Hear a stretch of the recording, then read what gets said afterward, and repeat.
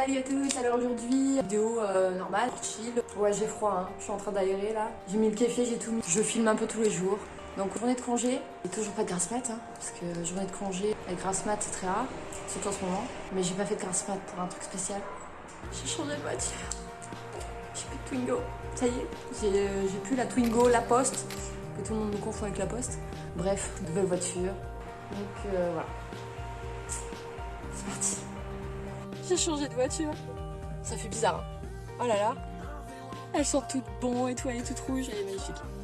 Donc voilà, la voiture est assurée, je change de voiture. Je suis blonde, je change de couleur de cheveux. C'est trop bien.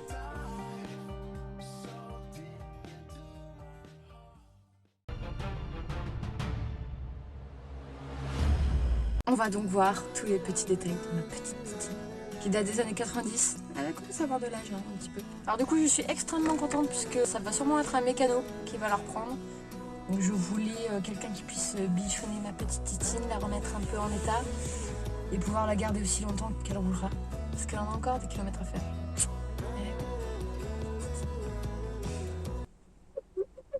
Vous allez juger si c'est une épave ou non. Moi, je la kiffe. Tous ceux qui auront une Twingo me comprendront. C'est parti. Ce qu'il faut savoir sur ma Twingo. Donc cette voiture contient des rétros, mais électriques. Les vitres aussi sont électriques. Enfin, quand elles marchent.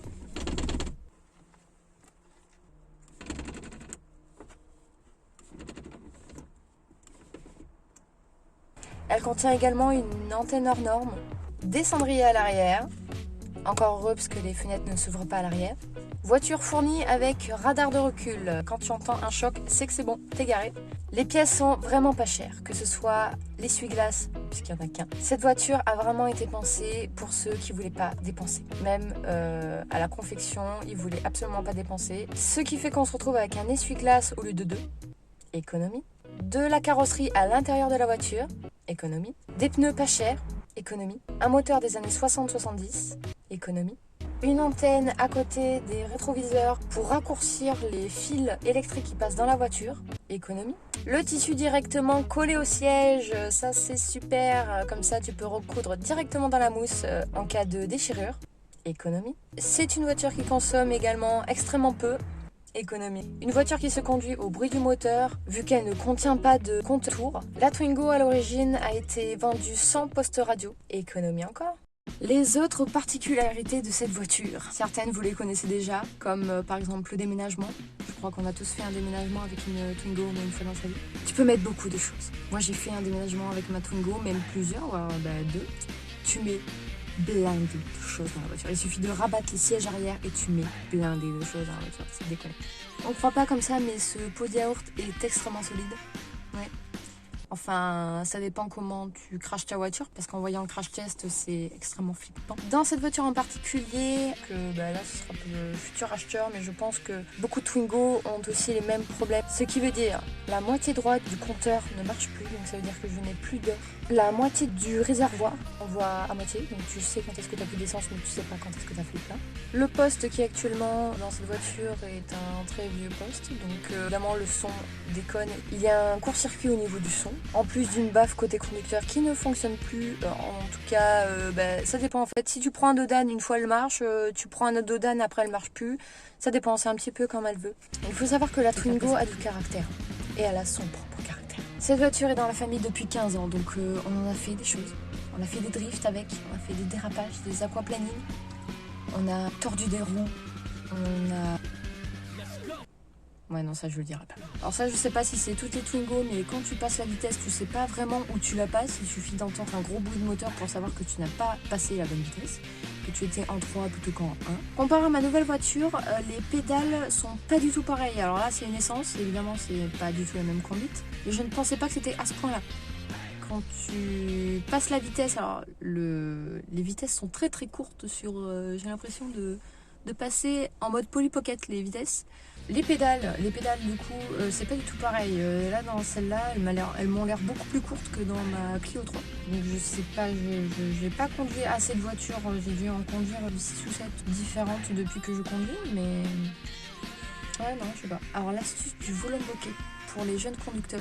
Oui, parce que moi, j'ai appelé mon oncle mécanicien quand j'ai vu que mon volant était bloqué. Il m'a dit, bah, tout simplement, c'est parce que tes roues sont tellement tournées que le volant se bloque. Donc, ce qu'il faut faire,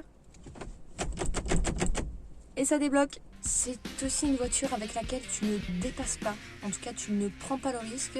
Et le peu de fois où tu vas prendre le risque, tu vas finalement devoir te rabattre parce que quand tu dépasses une voiture en Twingo, disons que les gens le prennent mal, tu vois. C'est autant la même haine qu'ils ont envers une Twingo que quand ils cherchent une place dans un parking et qu'ils voient une Twingo garée alors qu'ils pensent. Il y a la même lueur de déception dans les yeux. Du coup, quand tu les dépasses, ils accélèrent. Et toi, le temps que tu les dépasses, en fait, il y a largement 4 voitures qui arrivent et du coup, tu te rabats, quoi. Et tu t'énerves dans ta voiture.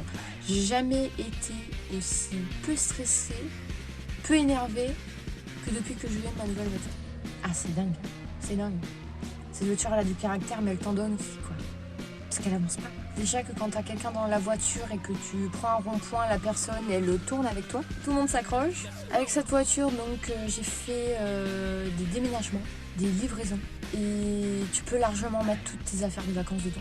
Même si tu ne partiras pas en vacances avec parce que tu vas mettre 4 heures avant d'arriver au lieu de 1. J'ai aussi les plaques à changer. Vu qu'elles sont tordues et très vieilles et qu'il n'y a plus de peinture réfléchissante dessus. Quand tu es dans une Twingo, tu adores mettre les warnings. Parce que tu adores appuyer sur le gros bouton rouge. Moi, j'adore parce que je le fais à chaque fois que je m'arrête en livraison. Autre particularité, donc l'été, la clim, c'est les fenêtres ouvertes. Parce qu'il n'y en a pas. Même en été, tu as la particularité d'avoir du chauffage, même quand tu veux la clim. Oui, parce que même si tu mets à fond au frais, elle te sortira du chaud. Donc le mieux est que tu passes la tête à travers, tu te mets un peu d'eau, tant pis tu mouilles la voiture. Les ventilos qui n'ont pas duré autant que j'aurais pu l'imaginer. Quelques petites pièces à changer, par-ci par-là. Et sinon c'est tout, hein. Je crois qu'on a fait le tour. Hein. Voilà.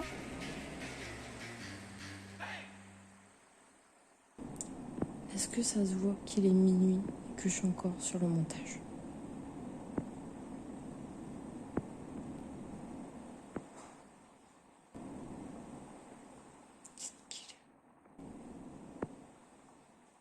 Je vais finir le montage.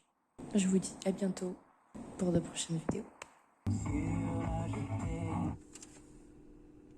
Énorme.